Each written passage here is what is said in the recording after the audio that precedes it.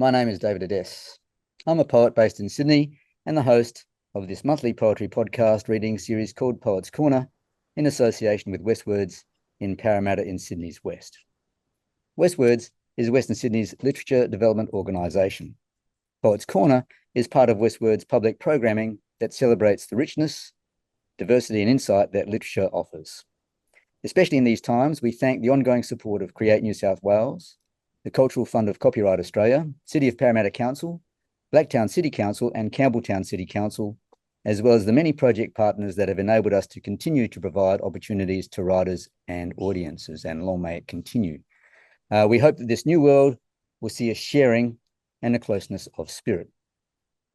Each month, I invite a poet to read poems and talk about them around a theme of the poet's choice. Our guest poet today is John Foulcher, who will be reading poems and talking with me on the theme of God, religion, and all that stuff, and some poetry too. But first, an acknowledgement of country. I'm recording this from Beecroft in Sydney. John is recording from a tiny village south of Braidwood in southeastern New South Wales. I would like to pay my respects to and acknowledge the elders, past, present, and emerging of the Wallamita people, the traditional custodians of the land in Beecroft, and of the Yuin people, the traditional owners of the land from which John is recording, and to acknowledge also that they are the sovereign owners of their land, which has never been ceded or given up. John Foulcher has written 12 books of poetry. I think there's another one coming. His latest book, Dancing with Stephen Hawking, Pitt Street Poetry 2021, was shortlisted for the Prime Minister's Poetry Prize in 2022. His work has appeared in Australian magazines in anthologies over nearly 40 years, and he has received many awards, including the National Library Poetry Prize and the ACU Poetry Prize, and has been shortlisted for others, such as the Newcastle Poetry Prize, the Peter Porter Poetry Prize, the Gwen Harwood Poetry Prize, the Montreal International Poetry Prize, and the Bridport Prize. Poems from his first book, Light Pressure, published by Angus and Robertson in 1983, were set for study on the New South Wales High School certificate syllabus for 10 years. In 2010-2011, John was the Literature Board of the Australia Council's resident at the Keesing Studio in Paris. His books can be purchased from pittstreetpoetry.com. Hi, John, and welcome to Poets Corner. Hi, David. It's good to be here. God, religion, and all that stuff, and some poetry too. There's a lot of stuff in that stuff, isn't there? Oh, there certainly is. Yes, yeah. There's no doubt about it. Before we dive into that theme, John, I know that you refer to it in one of the poems that you're going to read a bit later, but can you tell us how it came about that you have made your home in recent years in a rescued church that we can actually see on the screen behind you? Yeah. We bought the church from the Catholic Church I'd say about 15, 16 years ago. And it was just a whim by. We were driving past, so we decided we'd stop in and have a look at it. And it was a big stone barn in the middle of a paddock. But my wife Jane and I just fell in love with it. And so we bought it. Then life got in the way and I didn't do anything to it until 2019, when we renovated it, and now we live in it. But we renovated it in 2019, then we were evacuated. The fires came about 100 meters away and we thought it was going to burn down, but it didn't, and we're here. Good to know. Now, I've seen you described, because I've done a bit of research, of course, as a person with a deep Christian faith. So I assume that you are coming at this theme from a position of faith. How does your faith inform your poetry? And conversely, how does your poetry inform your faith, if at all? That's a really, really good comment. Yeah. I am a person of deep Christian faith, but I think my friend Robert Gray described me once as a skeptical believer. And I think that's somehow the way I'd look at the way I think too. I want to talk a lot today in relation to the poems I'm going to read about the way in which poetry and faith interact with each other. They always have for me. And one is essential for the other and one feeds off the other. But the thing I want to say right from the start, I think, is that I don't care what one's beliefs are, whether one is a Christian, Hindu, atheist, Marxist, capitalist, whatever. When you sit down to write poetry, you are a poet first and foremost. You have to have something that's going to interrogate you at your deepest level and the things that are most important to you. And you have to have something that's going to hold you to account. And poetry, I think, has always done that with me. You can't, I think it was Les Murray who said, you can't, Huck Finn said, you can't pray a lie. And he said, you can't Poe one either. And I think that's a principle that's underlined everything I do. Mm. What were the sorts of stuff you had in mind when you came up with this theme? That's a good question. I was thinking mainly of the presence of the church in society. You know how people say, "Oh, I'm not religious, but I'm a spiritual person." Mm. I take after Nick Cave, who once said, "Oh, I'm not spiritual, but I'm a religious person." And for me, the whole concept of the place that religion has in public discourse and public life is really important. Um, we certainly live in a post-Christian society, and overall, we're better off for it too, I think. Mm. So what do we do with that yearning, that sense of the numinous that seems to inform a lot of religious thinking?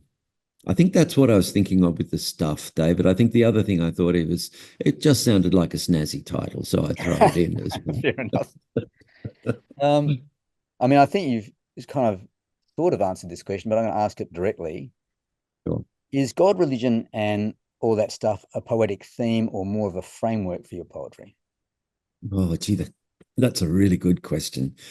I've never thought of it as a framework, but that's exactly right. To talk about it as a theme trivializes it, I think. But if it's a framework for my life, well, it's a framework for my poetry as well. And Mm. then my poetry becomes, as I said before, a framework for my belief as well. So it's a kind of self-perpetuating cycle, I Well, it think. sounds almost like a sort of symbiotic, Yeah. interrelated thing. Um, Yeah. is there anything in particular that you are trying to convey with your poetry that you think distinguishes it from more secular or non-faith poetry? No, no. I just write from my life and from my existence. And I would hate for anyone to think that I am a religious or Christian poet. I'm not. I'm a poet.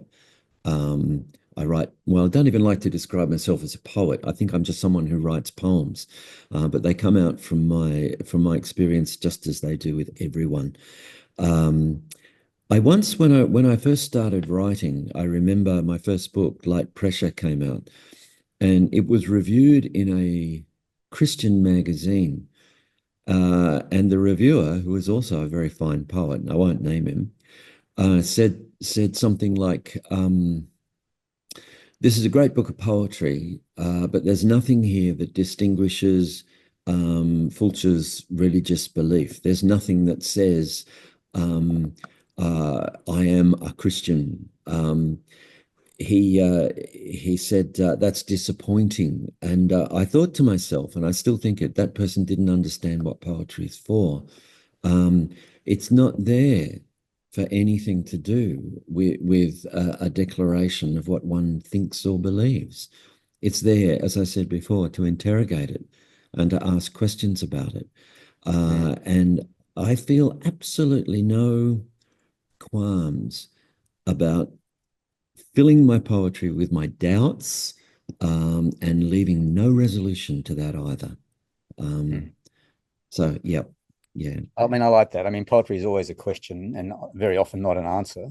Um, yep. I was very curious about your comment that you don't even necessarily like to describe yourself as a poet, because for me, the position is almost the opposite, that I don't think I was a poet until I gave myself permission to be a poet and to call myself that. Um, Right. So I'm Yeah. interested in your reticence to describe yourself as a poet. I think um, a poet friend once said to me, um, if you're going to call yourself something, uh, you do it every day. So I used to be a teacher, and I called myself a teacher because I went to work every day. Um, I don't see poetry as an occupation in life. I see it as a reaction or a response to life. And I don't do it every day. So, I feel like when I look at some of my friends who are serious poets, and I think, oh, I'm just a dabbler, really. And I A dabbler think, with 12 books.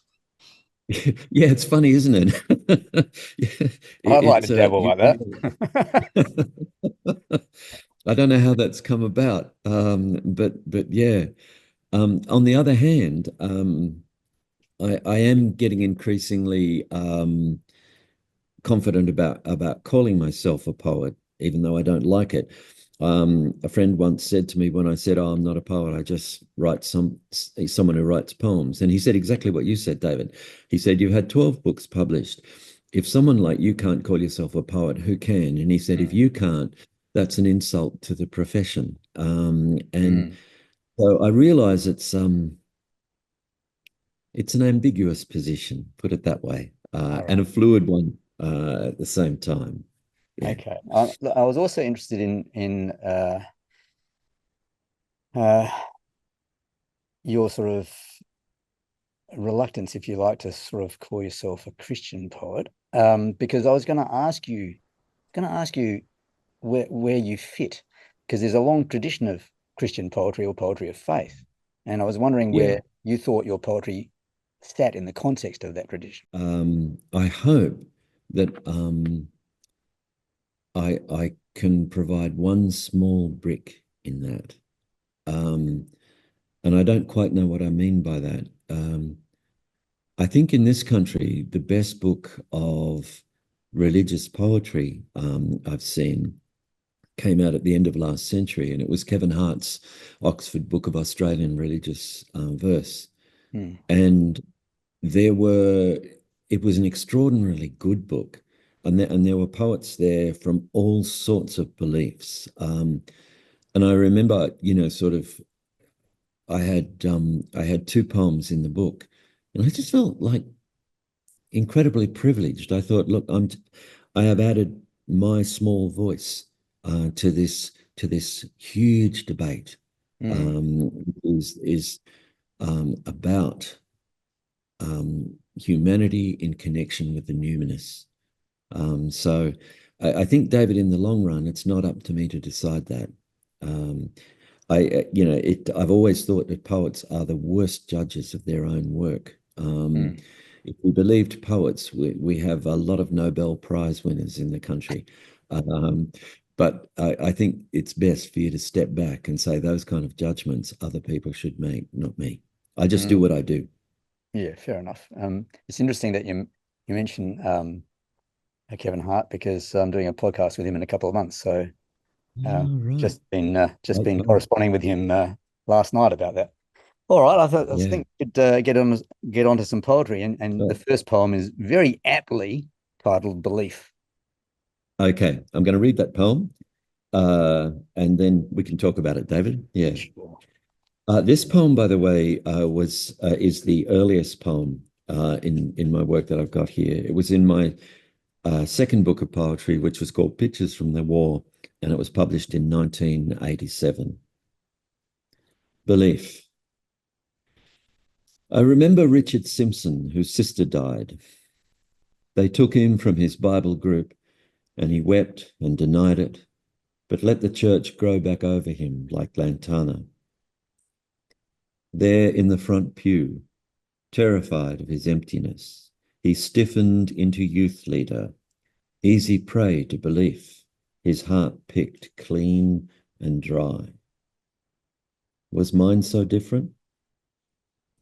Father figure God, invisible Freudian relative for a boy with only a mother, frightened of girls, I groped for heaven instead. Richard Simpson, though, had social grace, played centre for the first 15, opened the batting savagely. Was this time? Like a brother numb with tedium, he put up with me, brought me to fellowship, left me at the edge of the pre-church circle closed about the Sabbath. I have no bitterness about it, but couldn't believe as he did. Baptist communion, thimbles of grape juice and dice of bread, the back pew. Belief for me was entirely isolation. It didn't work. And Richard Simpson, bowing out with the modern girls, his sandpaper hair in the wild weed-length days, his impervious courtesy, always the right thing to say at the too right time. I got married before him. Recently, we met again. We both have one child and belief still, though I never go to church, and he lives regularly around it, making new imperfect circles in the same square place. I didn't ask if belief still keeps him from that primitive adolescent horror. Mine does. Silently, we watch the children far ahead of us, scuffing at conversation, bewildered by words that only their parents know.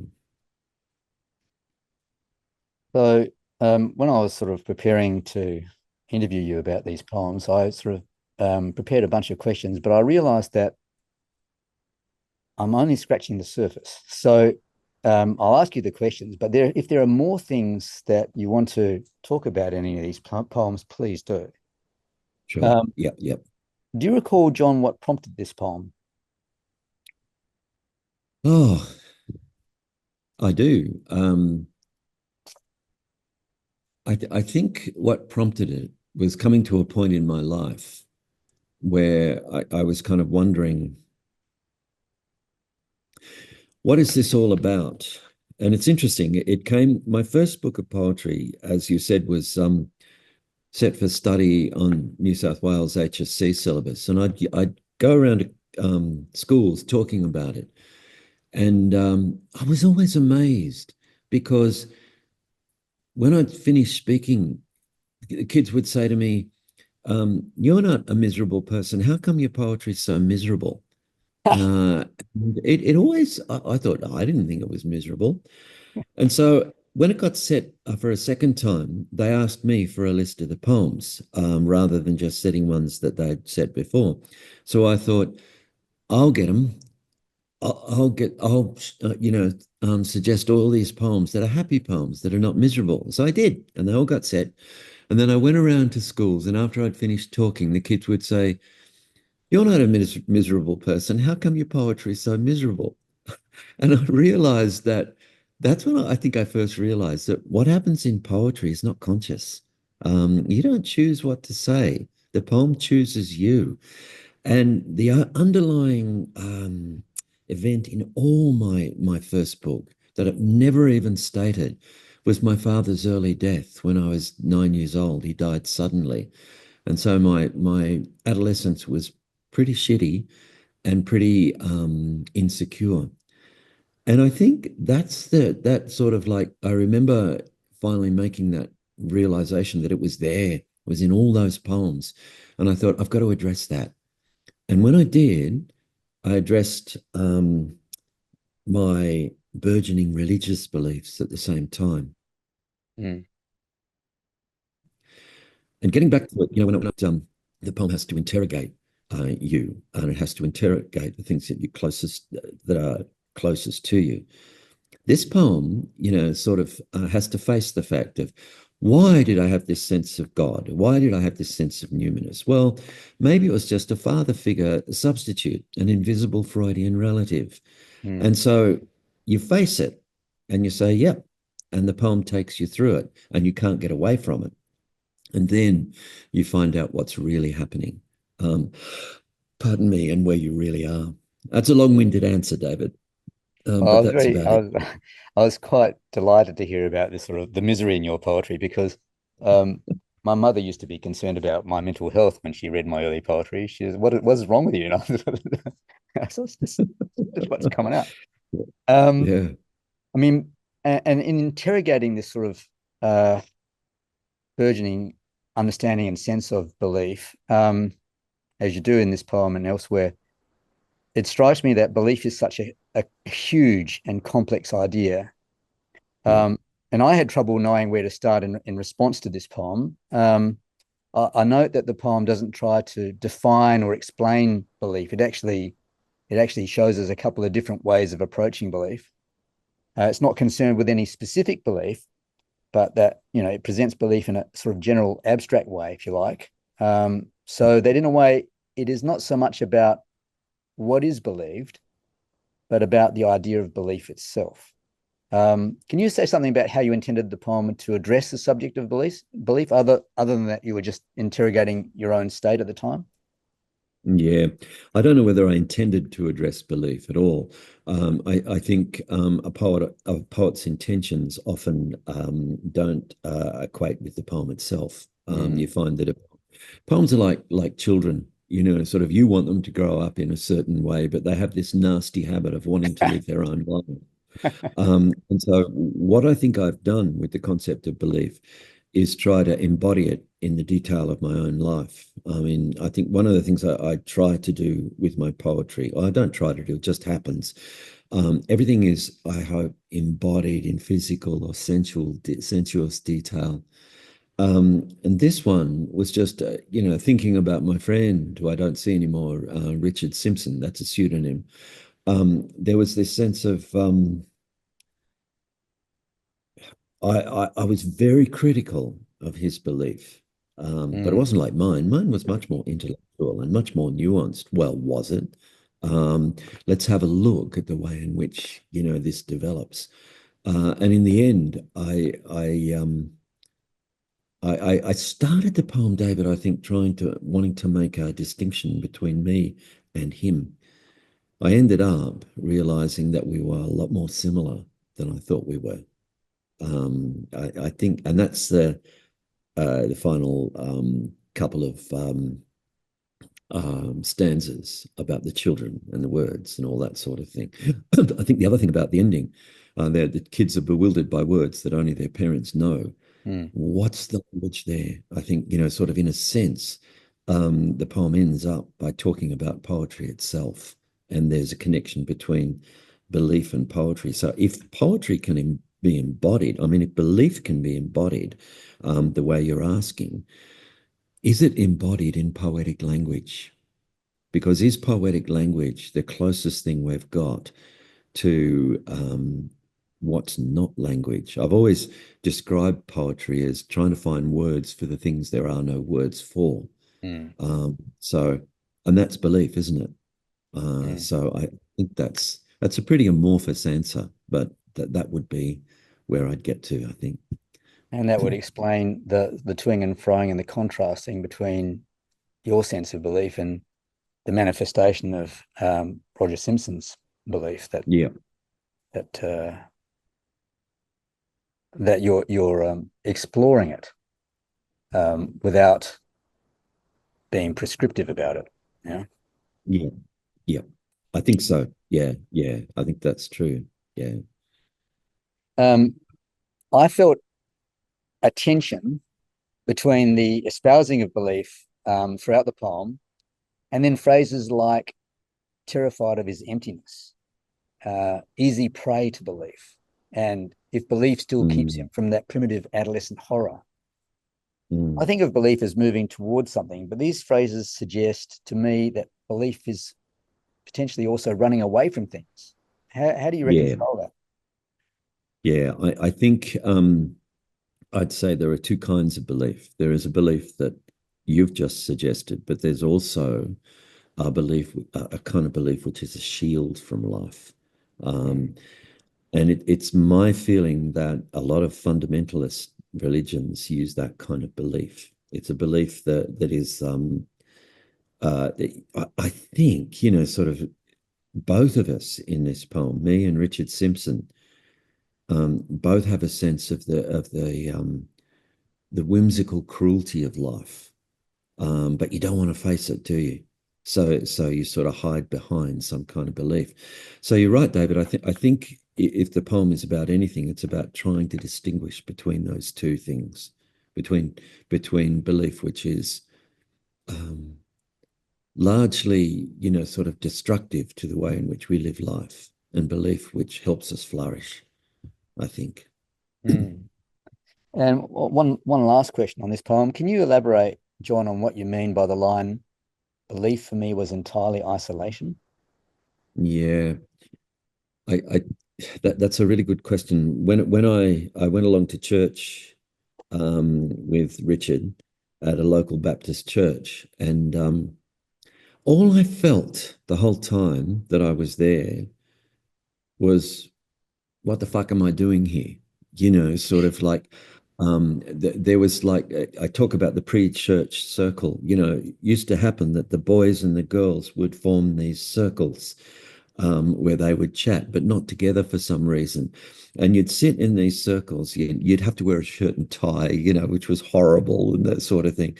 But you'd stand in these pre-church circles, and I used to feel like the circle was getting smaller and smaller the whole time, and I was getting pushed out of it more and more. And I think that was kind of symbolic of my whole concept of what I believed. Um, I couldn't believe, as he did with his Baptist communion, with these little dice of bread and thimbles. It felt a bit like a suicide pact to me when everybody was just, sort of having communion. And I think, sort of what I think belief should do is bring us together. And what it did with me is it pushed me apart. I don't know why, but that's I think what the line implies. Mm. Yeah. Okay. Anything else you wanted Yeah. to say about this poem before we move on to the next one? No, I think we've done this one, David. So we'll Okay. move on to yeah. The next one is reading Josephus. Um, and that's also out of my second book of poetry. I take a leap after that, but this is also out of my second book. Uh, Josephus was first century historian who gives us our earliest descriptions of what Christ looked like, along with people like Tacitus. Okay. Once reading Josephus, I found this description of Christ. He was a black man, or very nearly black, tarred with the Palestine sun and shorter than most. His hair was never cut, his nose beaked over, farcically Jewish. Hunchbacked as well, a haversack of gristle and meat lugged about, pressing his spine down, eyes tilting to the sand before him. Imagine that. Those hefty wooden verbs dragged out and thrown before the listeners. Not sublime at all. Not the easy construction of a man nailed upright. This was a lame saviour, glazed with sweat, heart pounding from the body's hall up to Calvary, where his tall disciples and the squat metal guards had to bend back their necks to see him hammered out straight at last, ascending with all the pretty angels. This might sound like a strange question, but did Josephus's depiction of Christ, as you set it out in this poem, bother you? Just the opposite. And I very much exaggerated it. And I've since been told by a biblical scholar that I think it was not Josephus, it was actually Tacitus, but let's not go there. Let's pretend that for the moment. No, it doesn't bother me at all, David. In fact, just the opposite. I think the great thing about the Christian story is that Jesus identifies with the outcast, the downtrodden, the maligned, the disabled, and to think that you might have looked at him and thought, "Oh," I think is a wonderful thing. In the end of the poem, he ascends with all the pretty angels. Now, it's Yeah. obviously metaphoric, but there's a sense in which what what the Christian story does is it sanctifies the outcast. It sanctifies the person who is, as Donald Trump would call him, the loser. He becomes, first shall be last and all that sort of thing. Yeah. Mm. Well, Josephus was born about 37 years after Christ's death. Yep. And given the provenance of the New Testament, a part of which, good part of which was written many years after Christ's death, isn't every Yep. depiction of Christ, the physical man, a kind of fiction? I mean, we don't really know. Totally. Yeah, we don't really know. Um, to me, that's irrelevant to the poem. It's an imaginative poem. It's a poem of hope. I hope he looked like that. Yeah. But yes, I mean, when you think about it, as you say, the gospel stories were written. I think the earliest one is about 30 years after Christ died. Now, to a modern sensibility like ours, it's hard to suppress the thought of Chinese whispers, isn't it? So what it seems to me is when we look at the Gospels, when we look at those early records, what we should be doing is not looking at the detail, which too many churches get caught up in, but looking for the meta-narrative. And meta-narrative is about love, inclusion, um, despising hypocrisy, and hope. Those are the things I think. Which you'd have to say that the church has struggled with over the centuries in lots of ways. Absolutely. Yeah. Yeah. It's funny. We live in an era, following the sexual abuse scandals of the last decade, where the church has taken quite some blows, and rightfully so. But I hope we don't. I think we're in danger of dispensing the baby with the bathwater, because a lot of the good things about Western society have also originated in Christianity. A wonderful book by a man called Tom Holland called Dominion, where he looks at this. He has no religious belief himself, but he says if you look at the issue of slavery, Christianity was instrumental in the starting of slavery, but it has a time bomb in it. It has a sabotage element in it because it was Christians who also abolished it, began that movement. So I think, again, it's ambiguous. It's not clear. It's a complex story. Well, I think, there's always a disparity between the ideal of something and the execution of it. If you look at democracy or, anything else, the ideal is one thing, but the way we live Yeah. our lives in the shadow of it is another. Yep. You already kind of answered this question, but I'll ask it anyway, just so that you could sort of perhaps expand on your thoughts. I was going to say, and you said it was irrelevant, do Christ's physical characteristics matter? Is it necessary for him to be imagined as upright and physically whole, as it were, for his teachings to be sublime? Did he have to be physically No. upright in order to convey moral uprightness? Yeah. It doesn't matter at all. But it is significant that throughout history, depictions of Christ have been a mirror of what we want him to look like. Sort of in Western culture, he's very Aryan, isn't he? There's some long ones And around. very beautiful. Yeah, because that's the way we want him to look. Um, and as I think the important thing is to realize that these things are depictions. They are reflections or projections of our own desires, not what actually happened. Who knows what he looked like? He could have looked like Tom Cruise. Uh, who knows? Just So, it's unimportant, I think. Yeah. this is a complete aside, but is there a Shroud of Turin poem there amongst your work? No. I won't go into that. Are the last lines of the poem here, um, ascending with all the pretty angels, hammered out straight at last, are they ironic in a way, or are you suggesting that in order for Christ to ascend with all the pretty angels, he first had to be hammered out straight at last, or is it just that? I'm implying that I think the line hammered out straight at last is a cruel line, I think, more than anything. Mm, That this was the only way he achieved some kind of normalcy in appearance, was to be crucified, destroyed. But I suppose, on a serious level, just thinking about it now, there is something about, I don't know, the ways in which we are made whole, because we're all cripples.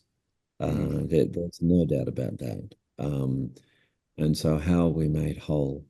I suppose that's one thing the poem looks at as well. Are we ever?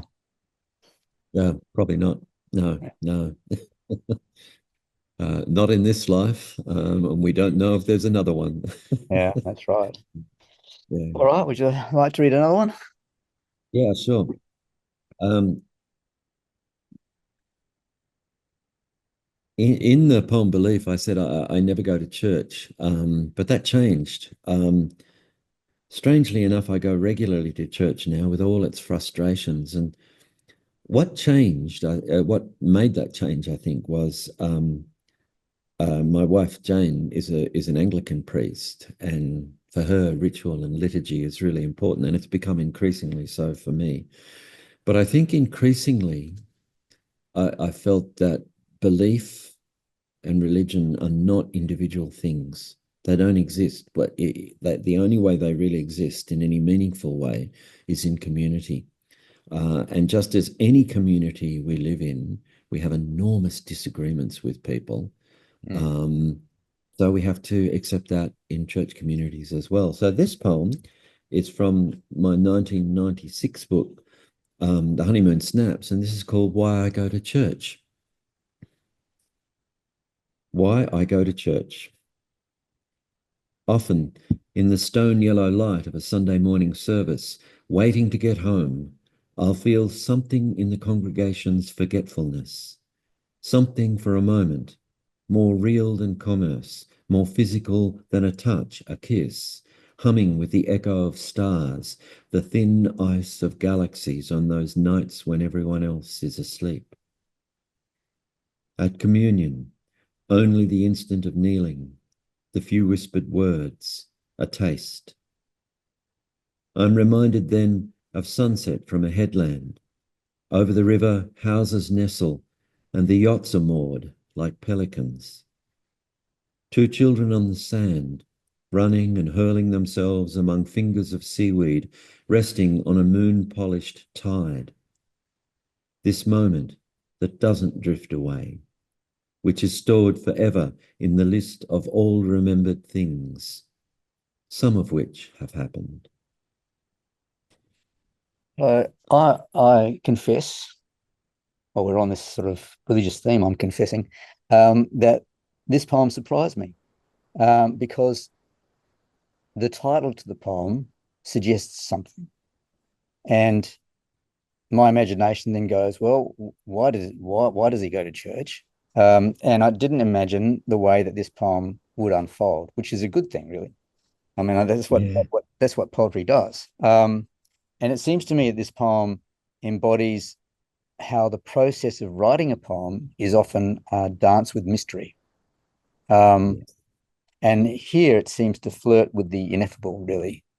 Can you say something about that dance with mystery generally in your writing? And specifically, are you able to tell us about how this poem came to be the way it is? I'm sure there were sort of like various iterations of it before you ended up with the one you've got. Yeah. This is a classic poem for that whole idea of the poem goes in a direction you don't understand. Sometimes the titles get added later, and I can't remember if I added this title later. I don't think so. I think I began with it.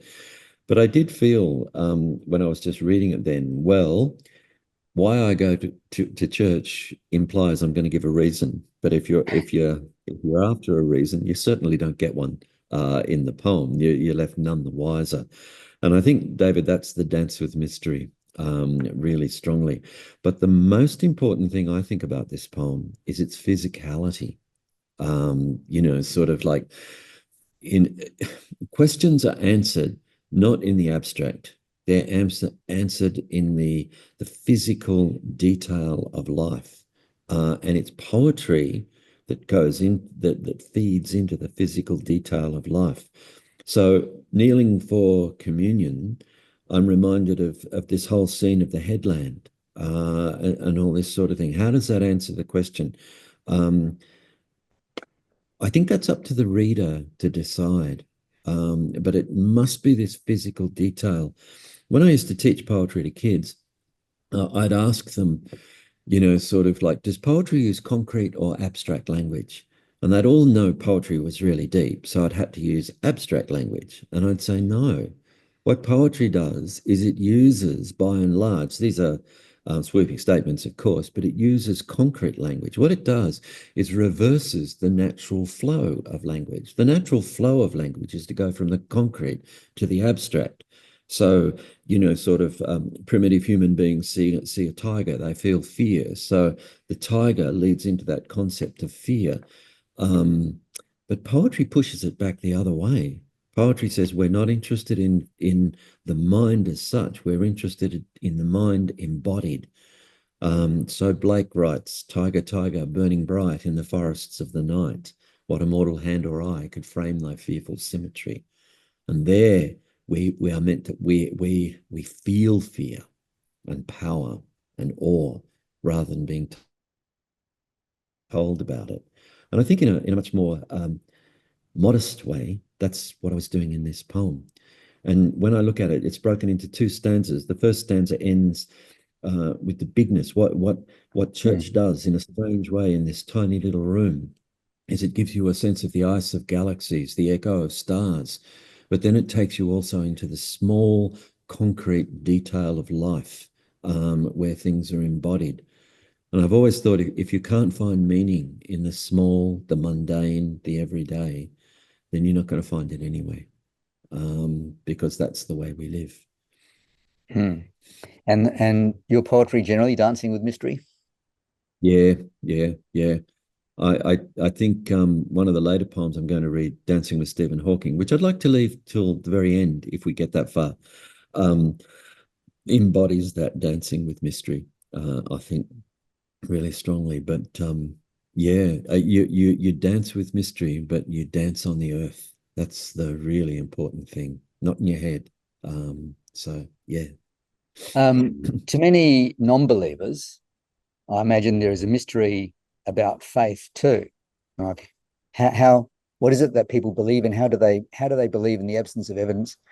Do you think that this poem is a mystery attempting to engage with the mystery?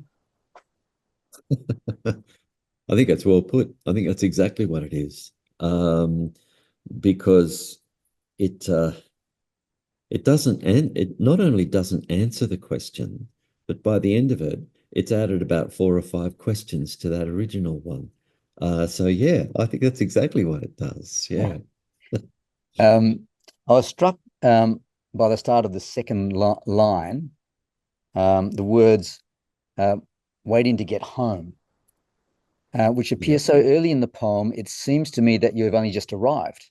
So there is a kind of tension. There's a kind of tension there.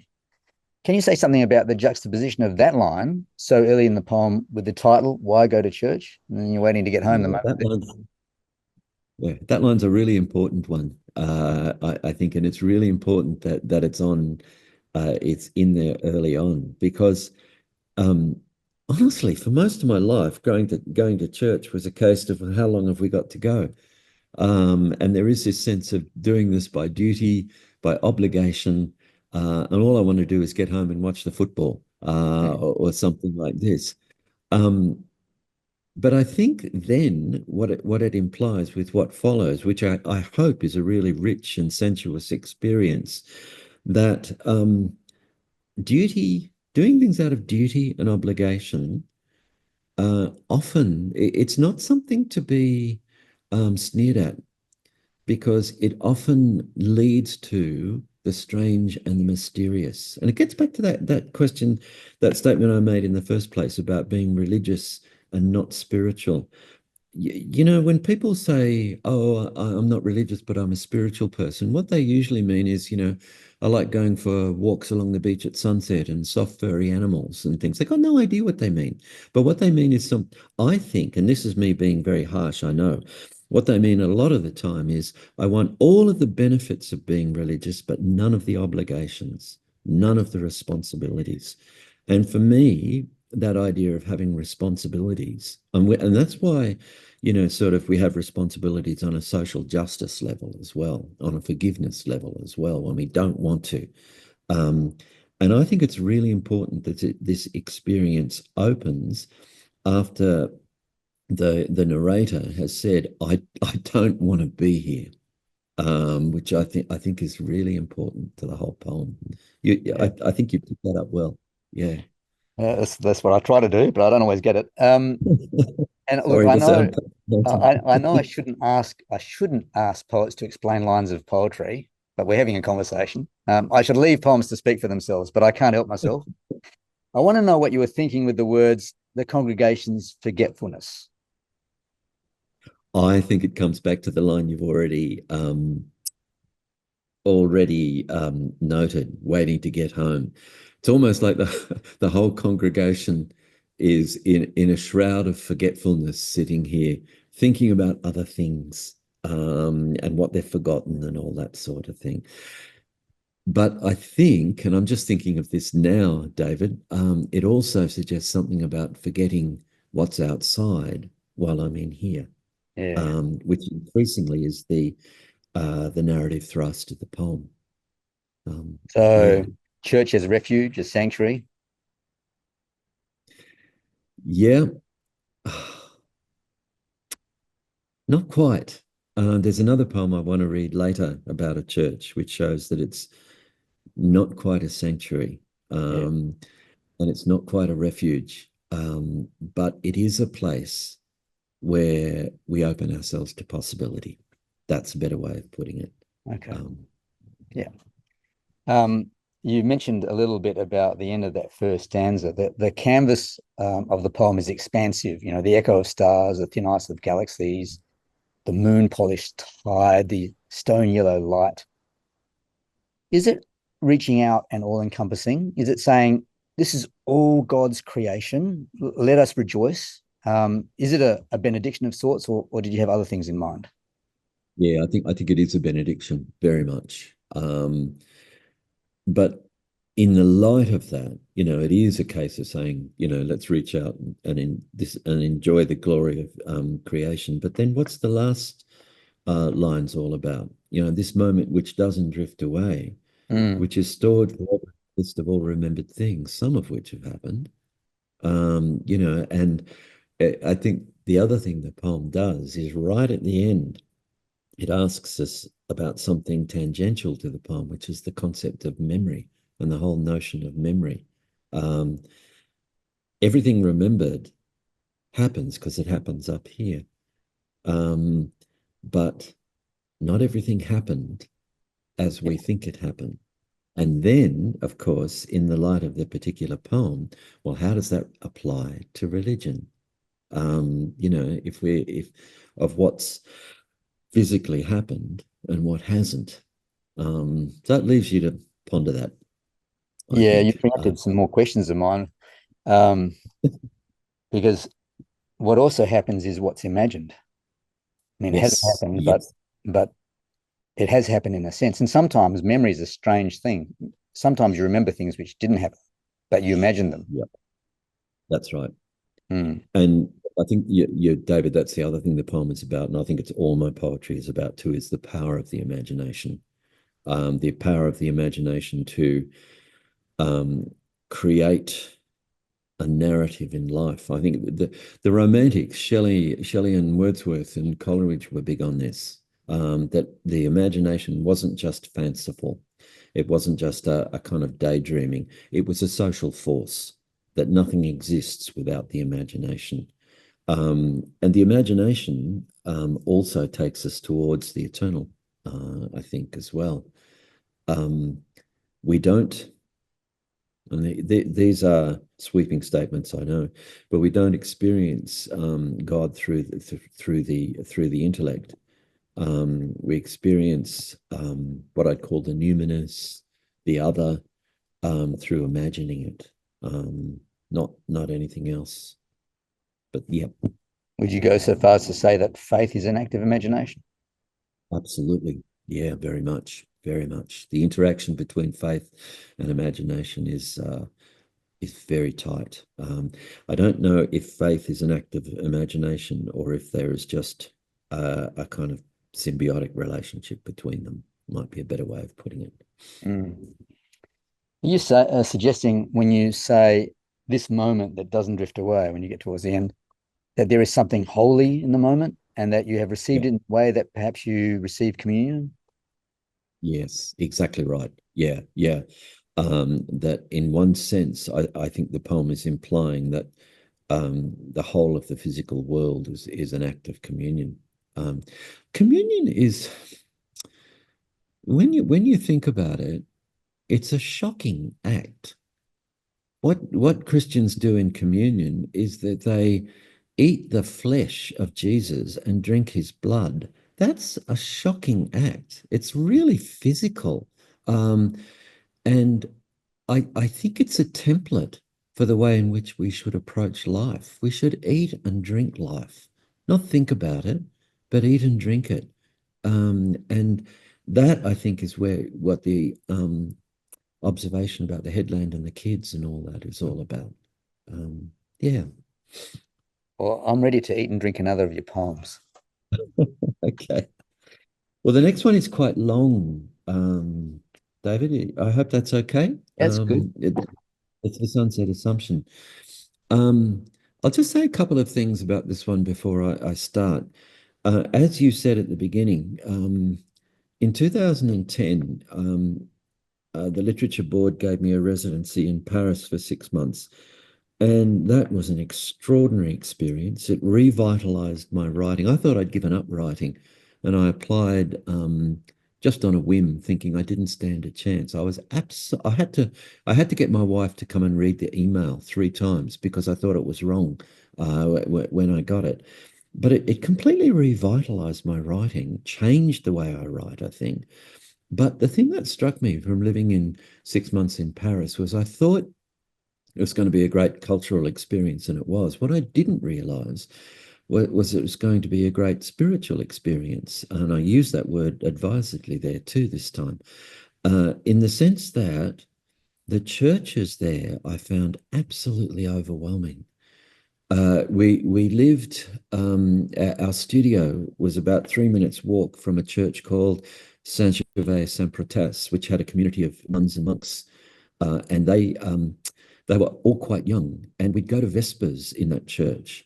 And it was profoundly moving, not just because of the deep silence, because the whole service took place in a language we didn't understand. And I came back thinking all church services should be conducted in a language the congregation doesn't understand, but also because of that sense of history. Mm. And this added another dimension to my whole sense of why I go to church. I go to church because I end up doing and saying the same thing that people have said for centuries and centuries. And that connects me with the past. Uh, it it is a way of attempting humility because it says I don't know everything. I accept the communion of saints, whatever that means, and that sort of thing. This poem is a series of fragments. It's quite long, about Notre Dame. And Jane and I used to go to the early service at Notre Dame, Matins, I think, at 8 o'clock in the morning. And that was before it was open. So you didn't get the hordes of tourists coming through it the whole time. And there would be only about 15 people sitting in the choir area. And that's where you got a sense of what this church was all about. And I was totally overwhelmed by it and deeply felt like I was connecting with something much bigger than me and something much older than me. So this is just a series of 9 observations about Notre Dame. 1. Below the twisted stone ribs, between the blossoms and the flames of glass, this space where light hangs like meat on a hook, where absence is presence and time is carved from the air, this emptiness, as hollow and heavy as bone, scored by blades of leaden blue, where everyone is and will be. Once it hovered with great wings. Now it nestles in the folds of a psalm, footsteps, confession. A tangle of moonlight at noon, a forest of God, these walls. 2. The clear story lancets, translucent skin, capillaries of lead all over the glass. In the chapel below, someone is dropping off prayers to whichever saint lives there, while someone high up is priming the organ. It is so hard for us to carry this one deep note. When it stops, the air is filled with our breath, the dusty gold of the icons, the Madonna and the saints. 3. A pool of prayers like a pool of blood. How can God love the billions? Someone coughs, and this animal noise drifts for a moment like ash in the air. Among the whispered words, it seems like the only thing. 4. The bell for Vespers bunts the air, shuffles through incense, through the cantor sending psalms up and over the small noise of the present. We give back a shackled voice. Everything is as it should be. Everything is with us and the saints. We are caught in a net made of stone, weighted with God, where nothing can be something and things can be things. Shadows and shade before the length of the nave. 5. Things inside things. Eternities carved from eternities. Folding, unfolding like petals. After the universal Amen, after the centuries of the centuries, we leave in a blessing of light through the little garden of the host. The still stone Christ in his mother's arms. 6.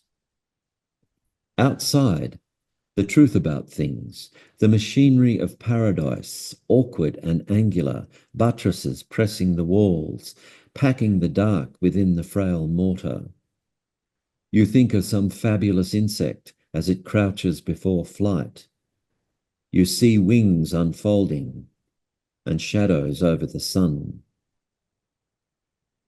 7.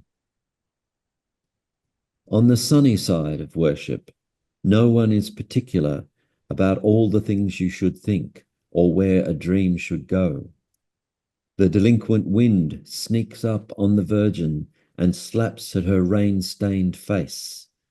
It scurries across the saints, rattles the darkened glass, whispers to the chimera.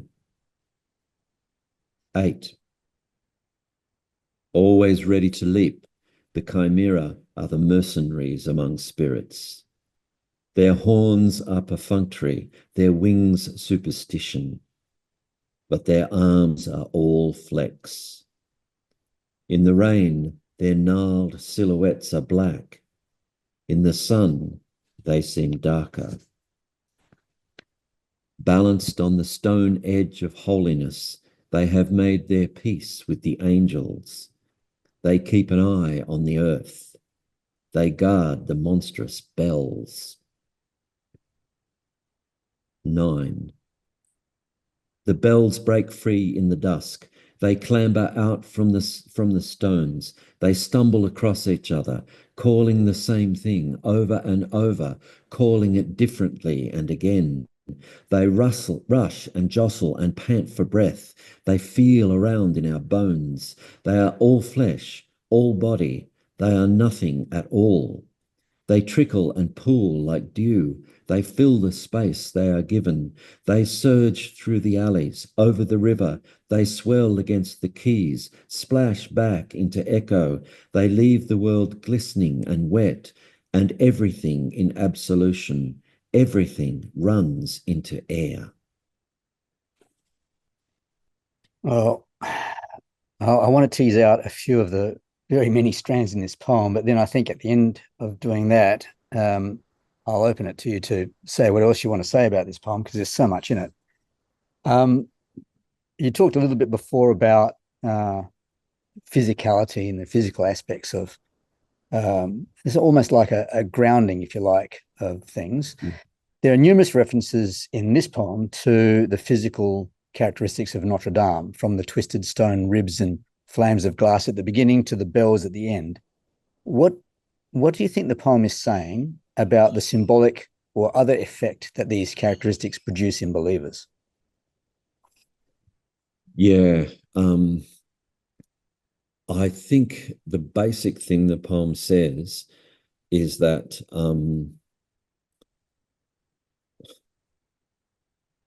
I think you've said it, David, the physicality of the world is where God lives. And look, honestly, the thing that struck me about all of the churches in Paris, and I used to get on the metro and just go around to all of them, was this huge sense of the way in which aesthetics were important. Sort of, I think the tradition that I grew up in, which was the Sydney Anglican tradition, is a very sterile one, because it talks about the only thing that's important is the word. Whereas to me, it's everything that the senses take in is the important thing. And I think you're right. This is all about those physical details. I think for me, the image which initiates this is where light hangs like meat on a hook.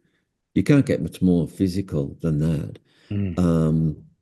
And here we are in this incredibly ethereal place, but it's the stone, the glass, the bells, the gargoyles, the chimera, which are the things which take our attention. Yeah, I'd say so. And the poem also references ritual, lots of rituals, confession, prayer, worship, vespers, psalms, absolution. Mm. So what do you think the poem is saying about the role of ritual in faith? Ritual is like it's like it's made of stone. It's like something physical. Um, and it's also the thing that takes us out of our small individual selves. I'm going to be a grumpy old man now and say I think it's the problem that our society has is we don't have any rituals anymore. We don't have any rites of passage. And I used to see this when I taught kids, and somehow I think they were poorer for it.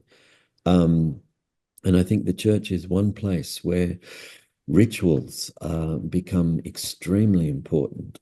Um, and they take us, I've talked about before the into the communion of saints. They take us into a community which is outside time and place and exists within history and outside history as well.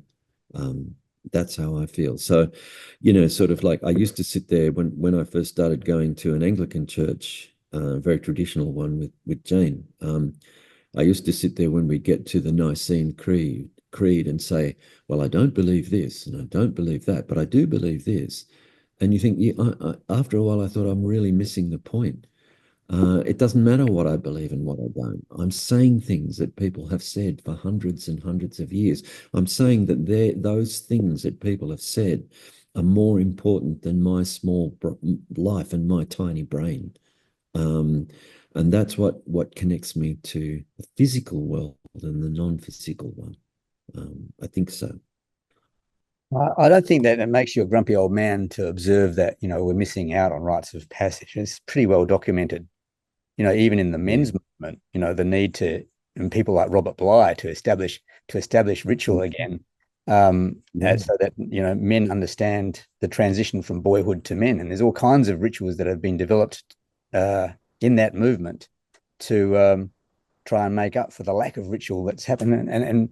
And there's a whole lot of analysis about how, street gangs are and things like that are the sort of replacement rituals that people have developed because of the lack of rituals. So I think that's a fairly fair comment. Yes, I always find it bemusing that we applaud Indigenous rituals in this country, and rightly so, and in the Indigenous sense of rites of passage, but we ignore them in our own society. It's quite, yeah. I think we fetishize Indigenous culture that way, and it's unfair to Indigenous culture. It's almost like a new kind of colonization. And I think we've got to be very careful about that. Anyway, that's another thing altogether. That's another thing. Yeah, And then we wonder why there are all these lost young people around because they haven't had that. that's right. Yeah. The poem asks, how can God love the billions? But the narrator of the poem doesn't seem vexed by the question, asserting a little further in the poem, everything is as it should be. So what is that suggesting about faith and its response to such questions? Or is it suggesting anything? I mean, I don't know. Oh, it's a very good question, David. And I've got to be honest, I haven't got an easy answer for that one.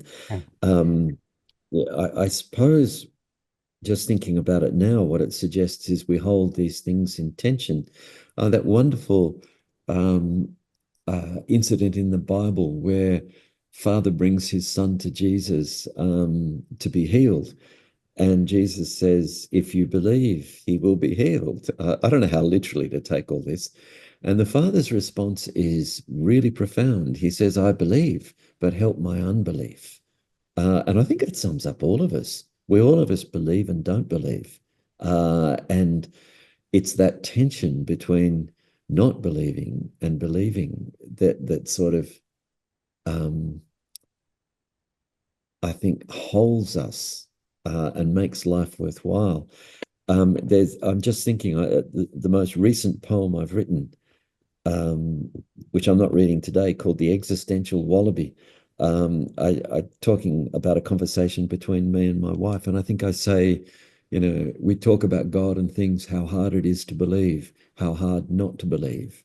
And I think that's right where we are. So yes, I ask a question like that, and it's meant to be taken seriously because we all wonder that, don't we? If there's a God, how can he be sitting on my shoulder and billions of other people? But then suddenly, a bit further on, you think, no, everything's as it should be. I don't quite get it, but it feels like it's as it should be. So yeah. You've talked about echoing the words that have been spoken through the centuries and that sense that it gives you. And I got that sense permeating through this poem that both the physical characteristics of church buildings, which we've talked about, and church rituals are steeped in time, and that they have the gravitas of eternities carved from eternities, as you put it, after the centuries of the centuries. Does this continuity in building and ritual provide a historical connection to believers that you've referred to, that they are part of something long-standing and collective, and that thereby enlivens faith? Is that where you're coming from? That's exactly right, David. That is exactly how I'd put it. In fact, it's better than how I'd put it. That's exactly right. And sort of like when I was young, I used to be. I've never stopped being interested in religion, but I got really interested in the cool hippie counterculture version of Christianity, which was, I realized after a while, didn't have that connection that you've been talking. It was wonderful, but it didn't have that connection. It had connection with the now, but not with the then, not with the future either, I think. Yeah. There's a lot to be said for the then. There is. Yeah. Now, this poem is the title poem of your book of the same name, and it reads to me, John, as a poem that has particular significance to you. I mean, there's so much in it. Am I right? And if so, can you tell us a bit about what that significance is? Look, it does. I think it has, of all my poems, this is one. You have a handful of poems like this, but it does have huge significance to me. And I think it goes back to that whole experience I had in Paris. And it was one of the first poems I actually wrote in Paris. And it marked a complete departure from style, in style, than anything I'd done before. Pardon me. And I think you can see that if you look at the poems I read before, they're very different. This one goes somewhere different. It also came in fragments. I it's 9 fragments because they just came in bits and pieces. And I didn't realize that they were going to coalesce into a single poem. And I didn't realize they were going to culminate in the bells. And that's one of my most extraordinary memories of Paris, is the sound of bells. And when we're talking about the non-verbal, after we've talked about all this to do with the stones and the ritual and all that, it all comes down to a sound. And it's not a sound contained within the church. It's a sound that rolls and thunders all around the city. And so, sort of putting these all together, I think this poem helped me understand my beliefs and my faith much more, probably, than any poem I've written. So yes, it's of great significance to me, this one. Was there anything else you wanted to say about this poem before we move on to another one? Oh, no, I don't think so. What I would like to do, though, David, is the next one we've got along on the way is Dancing with Stephen Hawking. Can we put that one to the side for a moment? God, yep. And and just keep on this theme of churches, because the next couple after that both deal with churches. And these are poems that are out of my next book of poetry, which is going to be published. Here's an ad. By Pitt Street Poetry in April of this year. And it's called The Night Stair, Stair. And the book begins with a series of poems about churches. This one's called Portals. And it's like all the churches I've ever been in are all combining into one. And so it begins at Notre Dame and then goes through various churches that I've been in, and pretty well ends up right here in this church that we bought and remade into a house. But it never stops being a church. When you live in it, you realize this space was not made for human beings to live in. It was made for more than that. Anyway, I could talk for ages on that. But the poem is called Portals. You take each other's hand, look up at the portal. The rose window blooms above a clutter of pale saints and kings whose stone heads tumbled in the revolution, symbols of God's wrath, his coziness with suffering. The cathedral thins to a spike lodged in the sky's side, the chimera clinging to its vertical perch.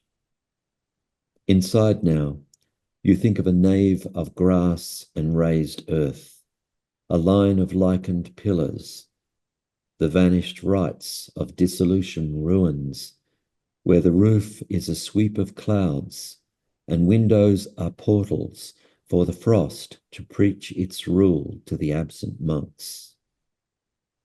Then you're back, wading this river of faithless disciples who worship only altitude, the impossible, unearthly height of Gothic assumptions. They eddy past the pews to the holy place of exit, its trinkets, souvenirs, medallions, postcards. You turn now, think of a Reformation sanctuary, its dark, unsinging choir ruled into latitudes, seats in a ritual before the day asks for payment, seats at sunrise for the few in love with silence, undying autumn. Sit now for evensong. In a chapel of shadows, the lamps at the crossing like tiny moons, portals of pre-Raphaelite faith, an ashen Christ holding his lantern like a tiny sun, coming through darkness in Aryan splendor. Now you're drifting under molten blue light in a different ambulatory. That Madonna holding her upstretched finger like a spire, the baby in her arms composite, human. And now you're here, in this southern place where gods diminish. You're standing at the altar in a pastel Baptist box, her body draped in the routine chic of her bridal dress, the pastor standing like a waiter at table. Now this littler church, sold unblessed, that you prize into a house, still like a church with every painted wall, every kitchen bench, every bedroom wrestle. Here, still, all things echo that bucolic covenant, sepia parishioners at the portal, eucalypts brushing the rusted iron roof like spidery angels. You think of an elder past, a time before creeds. You think of suns, the mist of galaxies, banks of unending dark, an end to things. And you think once more of the altar, how it was then, how you settled that ring to her finger, a small portal to the body's trance. You remember the wedding walk among family and friends, how everything was a blessing. You think of every beginning of the portal's release. You go out into the bright day. So, as a science fiction tragic, John, Me too. you had me hooked already with the title Portals. And when you were describing at the beginning how this poem came about, I suddenly conceived of the church as the TARDIS.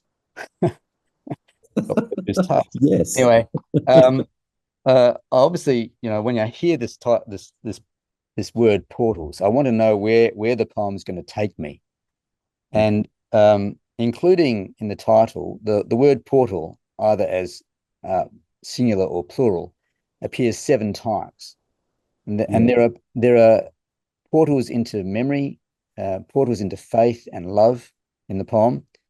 What other portals is the poem intending to take us through? I think the poem in general suggests that the church is not important in itself. It's a portal, and it will take us. It'll take us into, as you said, time. It'll take us into memory. It'll take us into relationship and into love. And that's why it ends with an image of love and beginning. It takes us always to beginnings, I think, rather than ends. Somebody once said to me that with churches, people usually find that they enter through the front door, but they leave through the roof. And what they were suggesting is the church becomes too small for them. And so they leave into bigger issues. It's why people dump religion. I think it's a pretty accurate statement. And I think one of the things the poem is about is that recognition that despite all of those things about the physicality and the rituals that we've been talking about, we realize that also the church is not important in itself. It is a portal. It takes us somewhere. And it's important to be ready to go. The last line of the poem, you go out into the bright day. It can be taken a number of ways, I think. But it is that idea of this is a tunnel and you're moving through it. And you move through all sorts of things to get there. I wasn't surprised when I came to the word trance, which appears towards the end of the poem, because to me, the poem reads a little bit as a reverie, the mind wandering through, personal memories and thoughts of past eras in a complex mesh of past and present, of historical and personal.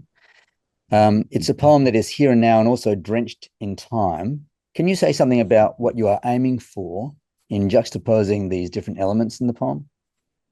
Yeah, the individual and the society, the individual and the planet, all mixing together. I think you're right to talk about it as a reverie. I hope the movement of the poem is a bit like a whirling dervish. It just whirls around and around, throwing you, I hope, from one time to another. And sort of, I hope that you feel like when you move from say Notre Dame to the dissolution ruins in England, and then back into a Reformation church, and then back into another Gothic church, that you feel like, I hope the reader's reading that going, whoa, where am I now? Oh, I get it. And I had a friend who said he didn't like that about the poem, that, sort of he never knew where he was. But that's the aim of the poem. The aim of the poem is to throw you into this new territory the whole time, so that you're almost swept off your feet. And I think, David, the other thing with that is, we've talked about portals leading to other things, but always it leads to surprise, sort of like the unpredictable. And I think, a bit of, sort of homespun wisdom is that you, if life loses its unpredictability, then really, it loses its essence. Sort of, it's so exciting to think that when I write a poem, I have no idea where I'm going. And I hope the reader has no idea where I'm going as well. Sort of. Robert Gray once described a poem to me. He said, when you write a poem, you're building a tower and it's got no windows. So you're inside this, walking up in the darkness the whole time, and you get to the top and you come out and you're looking around at this beautiful view you never knew was there. I think that's a really lovely image for what a poem does. And we're just talking about, your own sort of journey with faith. Would one of the portals be a portal to self? I would say a portal to self-awareness. Mm. And that portal never quite opens all the way. You always think, I'm so much wiser than I was, and I understand myself so much more than I did, but you still don't get yourself. No. You're the self is the greatest mystery of all. Mm. I think, yeah, Well, yeah, we need as many portals there as we can find, don't we? I think we do. I thought that there was a gentleness in this poem, and it didn't seem to me like a quest or a grappling to understand things so much as a meditative recording of things. Is that a fair comment? I think that's a very fair comment. I'm glad you saw it as a gentle poem, because I see it that way as well. I see it as a tender poem, Mm, that it finishes with that idea of the relationship between two people, um, and it's like that sense of love, commitment, warmth, physicality just pervades the whole poem. That's where you're leading.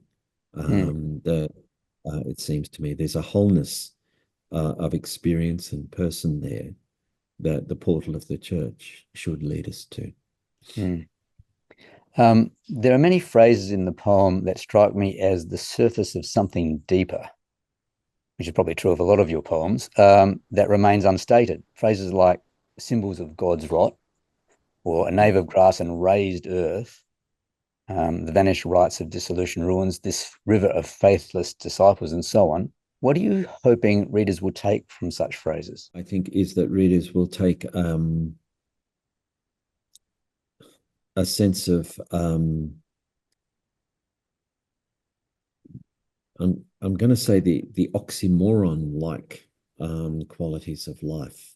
Um, the thing, for instance, starting out with all the stone heads and all that sort of thing, during the revolution, all the heads of the saints and kings were cut off. And they were cut off because there was this resentment of the church's part in cozying up to power, therefore oppression. And they were right to feel that. Whether they were right to then destroy these objects of beauty is another thing altogether, but it was perfectly understandable. So that the whole idea of starting with a church, which is has a complex history, and does have a history of partnering power, and therefore partnering, as I say, oppression, leads you to think this is not a straightforward experience. And then we move to the Dissolution Ruins, which was the destruction of the monasteries and the abbeys in England during Henry's reign. And it's kind of like, you start with this image of a church that was complicit with power, and then another one had power turned against it, and therefore it crumbled. And so you see that, I think, even on a historical level, the church's connection to power has been a complex one. It hasn't been a simple cliche about, we hear all the time about, the church is just about control and all this sort of thing. I hear that all the time. But it's much more complex than that. And I hope, again, the Jesus that you see in the Reformation Church, the Pre-Raphaelite Church is as we were talking about before, he's not like Josephus's description. He's this Aryan splendor, which I hope has overtones of 1930s Germany. Because it suggests, this is complex and all that sort of thing. But I hope in the end it comes down to, for all of these big things, what you notice, I think, is the church, the poem narrows, and it goes out into all this thing about the elder past, time beyond creeds, suns, mist of galaxies. I do this sort of thing all the time, don't I? And the bank of unending dark and that sort of thing. So you've got this huge picture, but that's not the end of the story. The end of the story is two people standing at an altar. And that is what leads you out into the bright day. I think, rather than banks of unending dark. Yeah. One of the things that this poem embodies that seems to me to be symptomatic of all of the poems that you're reading today is a blend of hope, acceptance, and wonder. The poem ends by going out into the bright day, as you say. I was wondering, you said that had, many possible meanings. Is one of the meanings that it's a reflection of your faith and temperamental inclinations, and something that happens naturally in your poetry, or is this a more conscious striving for the light? I think a former, David. I hope that nothing strives in my poetry. That sort of like, I'm pleased rather than misery that you see hope, wonder, and all these things in my work. And I think in that end, I think the ambiguity of the end is that, you think of every beginning, the portals release, you go out into the bright day. Are you leaving it behind? Is it like going out through the roof? Or is it empowering you to go out into the bright day? That's the question at the end. Yeah. Cool. Got another one? Yep, I do. Another one about a church. We're getting bored of churches now, but this one is very different indeed. This is also out of my next book, The Night Stare. It's in two parts, and it's called The Church in Ruins. 1. It struck our apartments, that first bomb, kicked out the walls, scattered our earthly goods all over the street. We heard cries. The second grabbed hold of the road, shook it out, sent cars spinning into the supermarket. A third hit the bank, withdrew all our life savings.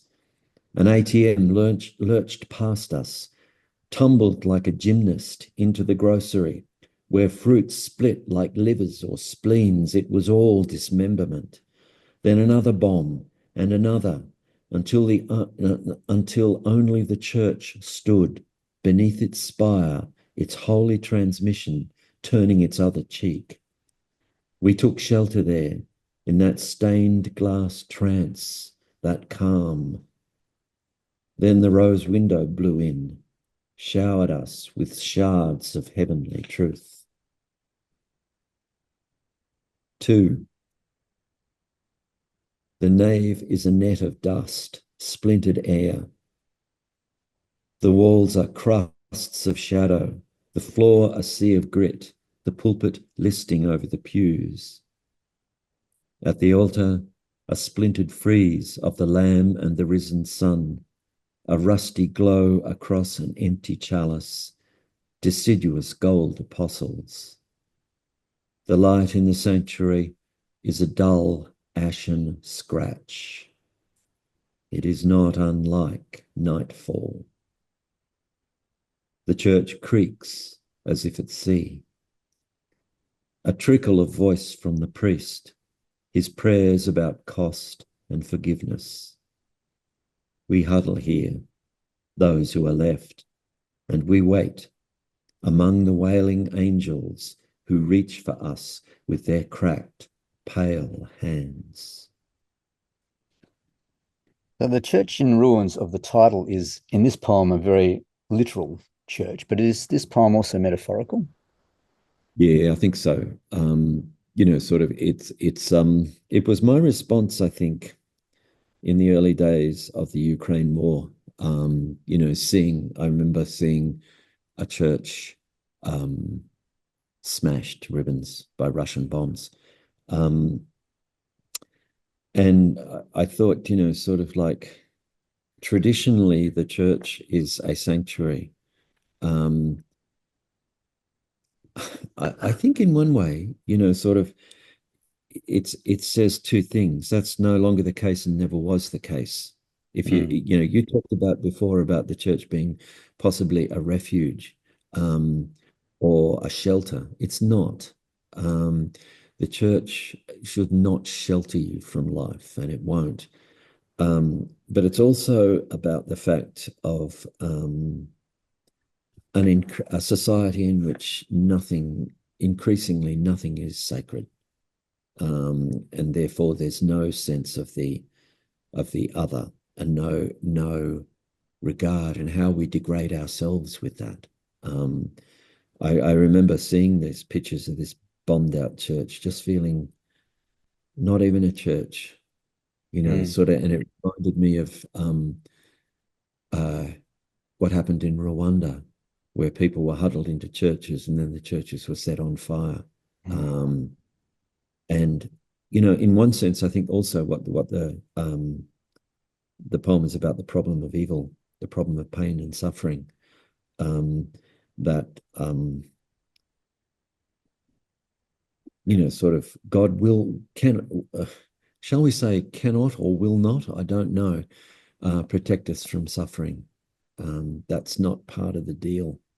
It's not part of the deal of being alive, and it's not part of the deal of having a religious faith. This life, and you will be swamped by it.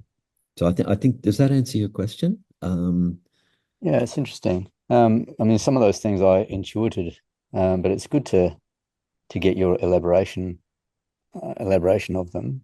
I was wondering, you mentioned that this was a kind of response to the vision of a church in Ukraine being destroyed. Yeah. But the poem very deliberately doesn't tell us where this occurred or when it occurred. Why did you exclude that from the poem? I think precisely for the reason I said, using the Rwandan example. It happens everywhere. It's not just about one arena of war. It's about an attitude, and it's about the omnipresence of this in many conflicts. And even though I say it's part of the modern world, you could say the same thing if you look back at the bombing of Dresden, for instance, or Hiroshima. These things happen everywhere. So it was it was written in response to something that happened in Rwanda. I mean, in Ukraine, but it wasn't confined to it. I think. Yeah. Yeah. There is a historical narrative of churches as sanctuaries and places of refuge. You say they're not, they never were, they shouldn't be. But is it not so much the case that they never were, but that, as you say, the sanctuary is violated? Yeah. And I mean, I don't. Is there a problem with the church or with people aspiring for churches to be places of sanctuary? I think that's not problematic, is it? And what's problematic is what you say, the violation of that sanctuary. Yeah. No, it's not problematic. I agree. And I mean, the inner heart of the church is called the sanctuary. So there has to be that. But the violation of the sanctuary is the main thing. I think that there's a difference between sanctuary and seeking refuge. When we talked about seeking refuge in the first place, and you asked me about it, it was more the idea of seeking not to engage with the modern world. And I think in one sense, you can't, it's not going to do that. No. Sort of, uh, it's funny, I was watching I have this ritual of watching the 7 o'clock news just to see how stupid human beings like us are. And I watched the news last night, and there was that appalling, obscene video that Trump had posted of Gaza as the Middle Eastern Riviera. It was horrifying. And I thought to myself, living in this church, sometimes I just want to close the door and pretend the rest of the world doesn't exist. But you can't do that and I think this is the point of the poem, you can't do it because it's going to come to you. Sort of you won't be able to keep it out. So we must engage, and we must, sort of fight for justice. Yeah. In the poem, everything, including the church, is destroyed. But you mentioned the priest in his prayers about cost and forgiveness. That they're obviously insufficient in the face of what's going on. I know that many Jewish survivors of the Holocaust lost their faith. Does the poem for you raise the question of whether faith can prevail or endure or survive in times of death and destruction like this? Absolutely. Yep, it certainly does. And who could blame any Jewish person for losing their faith in the face of the Holocaust? And I think, sort of that line about his about cost and forgiveness, yes, it is insufficient, but I hope the line also has some kind of prevailing truth about it. That there is a cost to any genuine system of morality or belief. And at some point, there has to be a point of forgiveness, as difficult as that may be. Otherwise, we end up with the terrible cycle that we've got in the Middle East, with Israel and Palestine. There are no heroes there. There are no people who are in the right. It's this horrible cycle of revenge and lack of forgiveness. And again, as I say, I don't blame anybody for that, because some of the horrors that have taken place there on both sides, I don't think I could forgive. But the Certainly a test. message of the message of Christianity is you have to, as hard as that may be. But that's, Jesus often talked in hyperbole, didn't he? Things that he knew people would never do, but he said, this is what you should aim for. You'll never get there. Forgiveness 70 times 70. Yeah, sure. But yeah. Are the wailing angels who reach for us with their cracked pale hands human human rescuers, or is the poem speaking to the angelic in humanity? Yeah, for me, I think, yeah, there is a sense of the human rescuers, but it's more the latter. There is this sense of the wailing angels are those, sort of. Somebody once said to me, sort of, yeah, um, we had a young man in one of the schools that I was in. No, it wasn't that. It was on 9/11, when the planes flew into the Twin Towers in 2001. And in the school I was at, it was an Anglican school. We had an assembly in the morning because we thought we can't avoid this. And I can still remember the chaplain said, you might be crying, but God is crying too. And I don't know what that means, but it is somehow suggests, the whole Christian story suggests it too, that there is this not just empathizing with our suffering, but sharing it. I don't know what that means.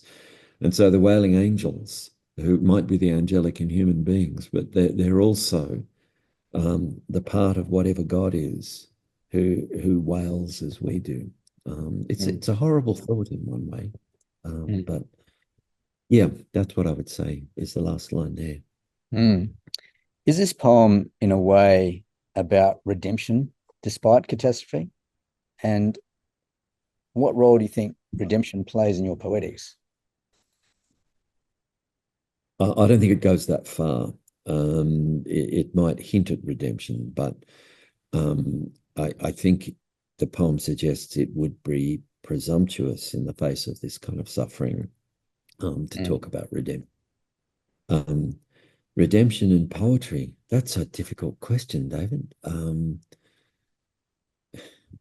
I once heard of a famous poet who's recently deceased, a wonderful poet who, yeah, this is two great poets who I knew when I was younger. And one talking about the other, he'd said that this poet had said to him, I'm a miserable human being. I've done sorts of all horrible, horrible things. But when I write a poem, I think at least I can do that. And the other poet who was translating this to me said, I've never felt that like that. That's a horrible thing. Well, I feel like it all the time. I think what poetry does. How many times have you met a poet who's a real hero and you're so looking forward to meeting them? They're a horrible human being, and you think, it's sort of how can I like the poetry? And I think because poetry, if we want artists to be lovely people, we're not going to get very good art. I think what art of all kinds does is it brings out the best in us.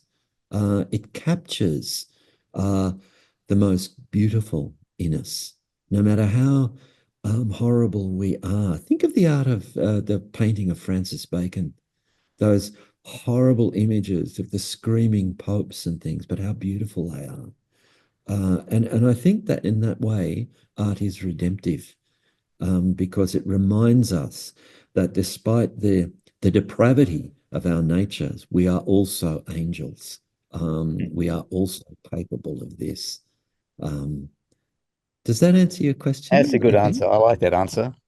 Thank Oh, you. good. Can we move on to another poem? Yeah. We've got two to go. Have we got time to Yep. do two, Dave? Yeah, we got time. Okay. The next one is again from the Nightstare, my next book, and it's called Better Than Sex. The copter shook and swung. We clutched at rungs of the air, the earth above and below us, the glacier rippling and tossing, the mountain tumbling through cloud and sunlight strobing the sky. At last we perched on a pelt of snow, blood splashing about in our veins. You stood trembling, cried, "Whoa, that was better than sex." I laughed, threw back, "What could be better than sex?" And I thought of the light at dawn that floats on the sea, that cradles the lifting wind.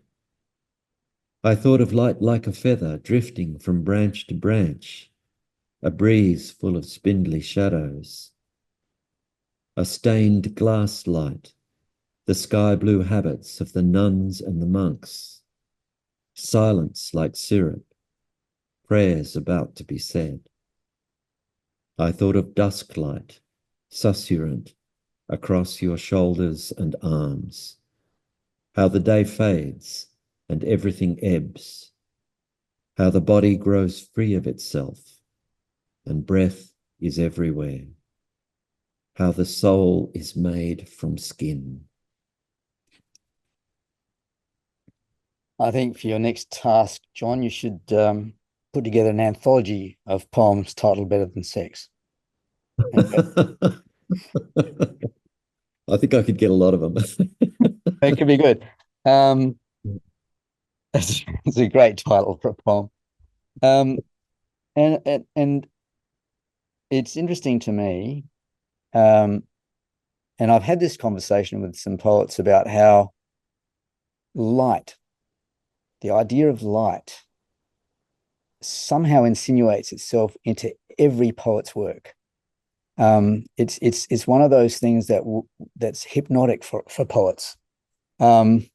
So this poem is also, reaching for light and is infused with a sense of wonder. Do you think poets have a sacred mission? There you go, sacred, to reach for light and to articulate wonder? Is that part of poetics? I wouldn't go that far. What I would say is my favorite poetry reaches for light and articulates wonder. Mm. But look, if I was a Palestinian poet, I don't think I could manage that.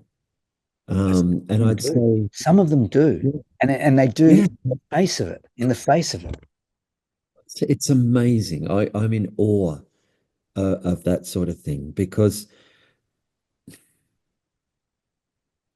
yeah, I suppose, David, the more I think about it, the more I think you're right. Sort of, I even think of one of my favorite poets is that curmudgeonly old atheist, Philip Larkin. He's not politically correct these days, but his poems are so despairing. You think of a poem like Obeyed, with death and how terrified of death there is in that. And there's no hope in that. Yet he manages to rise beyond that sense of despair to see hope in situations that are hopeless. Do you know that wonderful poem of his, First Sight, which is a very short poem about lambs that are born in snow, and he says, that when they're born, all they see is a wretched width of cold. Um, and then in the second stanza, he says, how could they know what so soon will rise and about them grow? Something about earth's immeasurable surprise. And he says, they could not grasp it if they knew what so soon will rise and about them grow, utterly unlike the snow. And I think that's, I cry when I read that poem. His poem Church Going, which does the same thing, despite his cynicism about the church. It remains a serious house on serious earth, in whose blent air all our compulsions meet, are recognized and robed as destinies. That's amazing. So yes, I think I started off by going to say no. I think I've come around. How important do you think it is to not only find wonder in our everyday lives, but to step out of those lives sometimes and do something like this kind of helicopter ride, to bring us closer to the ineffable, to penetrating, the membrane that keeps us from experiencing wonder? Yeah, I think that's exactly right. I talked before about meaning being found in the ordinary, but I think there's also a natural human tendency to to stay with the predictable, to stay with our brokenness because we know it, because it's familiar, and not to envisage. This is where the imagination comes in again, isn't it? You know, sort of to envisage something beyond what we are. I got incredibly depressed the other day because I read that 40% on a recent survey, 40% of Australians agreed with Donald Trump's assertion that we should be drilling to find more reserves of oil and gas. And I thought, what will it take? You know, before we realize, and I realized they're saying that because they can't envisage anything different to what is. I remember even in the unlosable election that Bill Shorten lost, an interview with a voter who said, "Oh, I was all on his side." Then he started talking about things like electric cars, and I thought, this is crazy stuff. And I thought, this is a failure of imagination. This is why the imagination is an important social force, because we have to take the copter rides. We have to do these things. If we don't, we wither. I think very, very strongly. Yeah. I have looked for ways and express ways to describe the poems you've read today. And I've used words like wonder, redemption, gentleness, hope, acceptance. Another word that seems to fit for me on my reading is grace. I think there is grace in these poems, and I want to ask whether that is just a byproduct of you sitting down to write the poems you feel compelled to write, or whether there is something conscious and intentional about the grace your poems reach for. That is such a good question, because I think you're dead right, David. Grace is at the center of my poems. And I think I'd answer that question by simply saying, again, it's chicken and egg. That sometimes you sit down and there's a conscious sense of grace before you write the poem, and sometimes it emerges as the poem is written. But the concept of grace, that unearned joy that life provides, that comes from nowhere and is unexpected, is really central. I think not just to my poetry, but to my life. I think, yeah. You've got one more poem for us. Yes, I have. Yep. This is the title poem from my book Dancing with Stephen Hawking.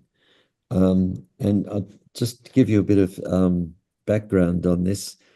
My friend Melinda Smith, who's a wonderful poet who lives in Canberra, we were having coffee one day, and she told me this story. She told me that, you know, sort of I've changed it here, but when she was in London, it was the height of the grunge days, and she went to a party and she fell over on the way, and she'd ripped all her stockings and all her makeup was blurred, and she was in that cool, you know, sort of gothy sort of dress.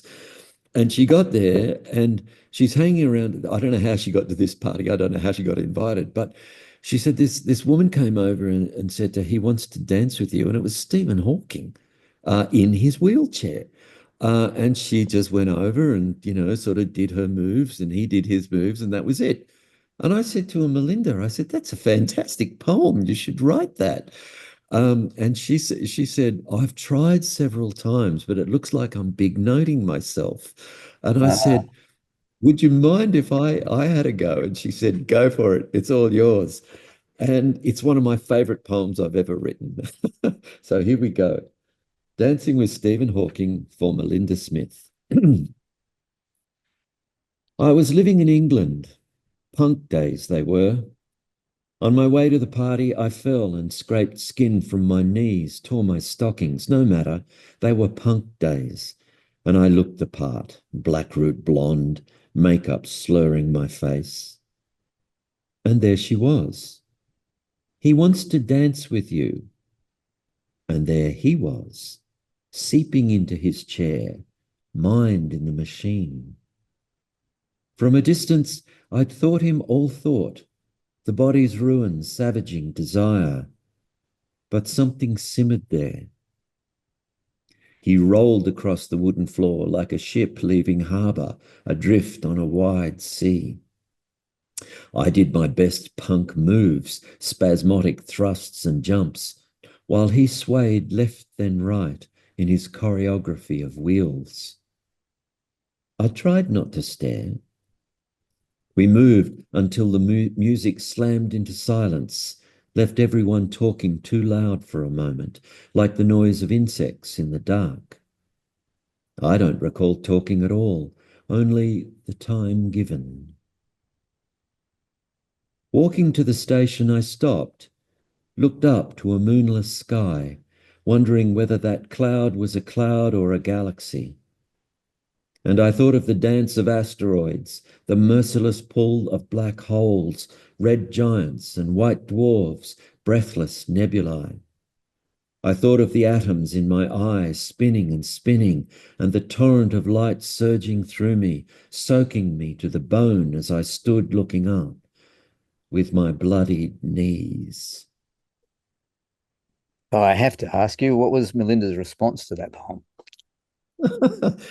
She was gracious. No, I've actually never asked her to tell the truth, but There you go. Well, you should. I think On its website, Pitt Street Poetry, your publisher, refers to this poem as the transcendent importance of a frenetic boogie with a quantum physicist in a wheelchair. Before quoting, there you I've go. never even seen. There you go. See, I do my research. Before quoting the final four lines of the poem, once again, there's an intersection in the poem between the very ordinary human activity of, dancing punk moves in a nightclub, albeit in this case, rather unusual given who you're dancing with, and the immensity of the universe doing its eternal dance just outside. Is it this juxtaposition of the ordinary with the eternal that you think might give this poem transcendent importance? Transcendent importance? Yeah, I think you've summed it up extremely well. The only thing that I would add to that is that it's important that it's Stephen Hawking, not Carl Sagan or someone like that, because Stephen Hawking is trapped in his body, but what's his head doing? Sort of. And in a sense, we are all trapped in our broken bodies. But we all have the opportunity for transcendence as well. Yep, okay. You've summed it up well, David. In her review of the book, in Rockford Street Review, Dr. Robin Rowland states that the title poem allows the underlying debate on faith to be established. How do you understand that comment about the poem?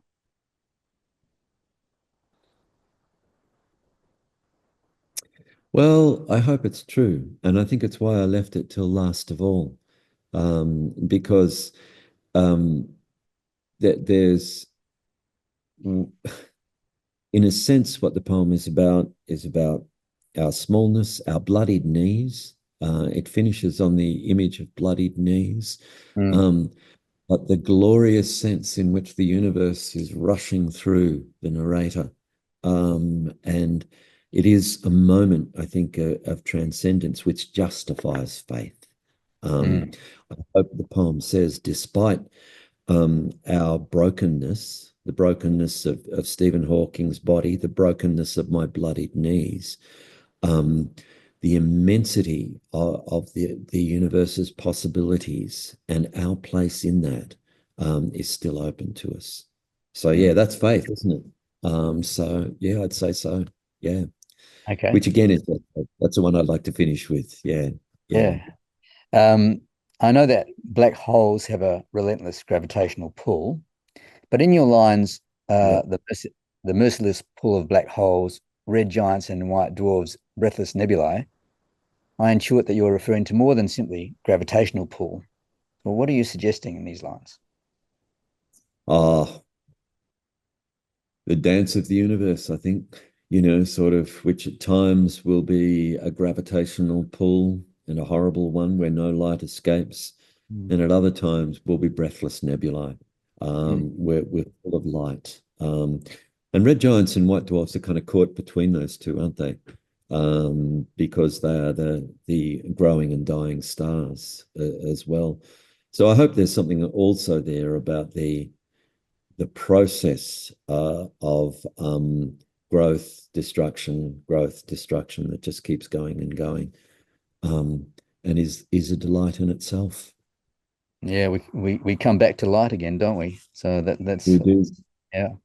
There is a sense to me in this and others of your poems that they reach for and are kind of offerings towards what lies out of reach, what lies beyond our understanding. It feels not so much, as I've already said, that the poems are wrestling with such things, but that they are acknowledging them and seeing also the beauty in what is not understood. That they're not understanding leaves room for our imaginations to fly and question and seek, and that it is important and beautiful that we have that. Is that what your poetry is about? Absolutely spot on, David. If we were certain about things, what would be the point in living? It's the uncertainties, the unpredictabilities, that make life, I think, sort of worth living. I think there's an enormous amount of joy in that. Yeah. So finally, we're getting towards the end of our chat. It's been wonderful. I want to return to your theme. Your theme of God, religion, and all that stuff. Yeah. And I ask you again about your poetic journey, how you came to poetry in the beginning, what poetry means to you, and how you feel that this theme has emerged and evolved in your work. Yeah, well, those are really good questions. I'll tell you how I came to poetry. I can tell you about the very first poem I wrote. And it was when I was in year 11 at school. So I would have been, 16, 17. And I was desperately in love with this girl in my class. And I asked her out on a date. I think it was the first date I'd ever been on. And we got the train into the city and watched a movie. And I thought it was all going great, So on the way home, I thought, oh, now's the time where I'll profess my love to her, which I did. And I got that line that I think all us guys have got at some stage. I like you as a friend. Actually, devastated, sort of. I can still remember it. I mean, as I say, I had a really insecure adolescence anyway. This was just like a slap in the face, but we all get it, But I went home and I felt miserable, absolutely miserable. And I woke up the next morning still feeling miserable, like this was really the depths of misery. I remember the next bit unbelievably clearly. My desk was right beside my bed, and there was a piece of paper on it. I must have been writing an essay or something the day before in a pen. And I wrote my first poem. And what I remember, I can't tell you what the poem was about. It was probably a load of shit, I suspect. But what I remember is looking out the window, which was above the desk, and thinking, what a beautiful day. And feeling that something had been transformed within me, and I didn't know what had happened. The rational mind hadn't been part of it. Something had happened in the subconscious and taken care of itself. And that's what that single experience made me think, this is what I want to do in life. I want to write poems because there was something transforming in what had happened. Now, how does that develop in my work? It's interesting that you've mentioned light, because the title of my first book was Light Pressure, and there was a review of the book which among nice things said, oh, every second poem ends in light. So it was there, I think, right from the beginning. But I think the other thing I'd say about it, and this is really crucial, is getting back to that miserable thing, that I think most poets, particularly when they start writing poetry, they don't write from points of happiness, they write from points of misery. Mm. If you're happy, you just want to be happy. If you're not, you write a poem about it. And I think that's what I used poetry to do, probably throughout the first two or three books that I wrote. But that was really essential. It's that whole cliche that if you go into the only way to get to the light is to go into the darkness and go Mm. through it. Mm. And I think that's what I did. And what I've noticed, David, is in my recent work, I think it's getting lighter and lighter. Mm. And I don't know whether that's true. I've never left the darkness behind. You can't do that. And Mm. so, I find that, for instance, I'm still writing poems about my father's death. I'm Mm. 72, and he died when I was 9, and Mm. I'm still writing those poems. And in the next book, The Night Stare, it finishes with a couple of poems about my father's death. So you don't let it go, and you don't shy away from the darkness. But the more you do that, the more the light will come through, I think. And I hope that's true of my work. Having said that, my publisher did say to me he felt my new book is one of my darkest, and I don't think it is. I think he's wrong. But but I think yeah, it's been look, that movement towards light and transcendence has been the basic narrative thrust of a lifetime's writing poetry, I think. Good to know. I'll take that on board because I've been wrestling with those themes, but I'm not sure I'm any closer resolving any of them or getting to transcendence. But it's with me, it's more of a Yeah. wrestle. With you, it seems a more gentle thing. But yeah. Oh, it's been a wrestle. No way, David. It's been a wrestle. Well, thanks so much, John, for sharing your Well, thank poems you, David. and Yeah. exploring your experiences, thoughts, and insights on the theme of God, religion, and all that stuff, and some poetry too. Um, Details of John's books and where to get them will be posted with this podcast, so please look out for them. Next up on Poets Corner will be Willow Drummond on process, provenance, and influence. And the month after that, we'll be having Kevin Hart. See you then.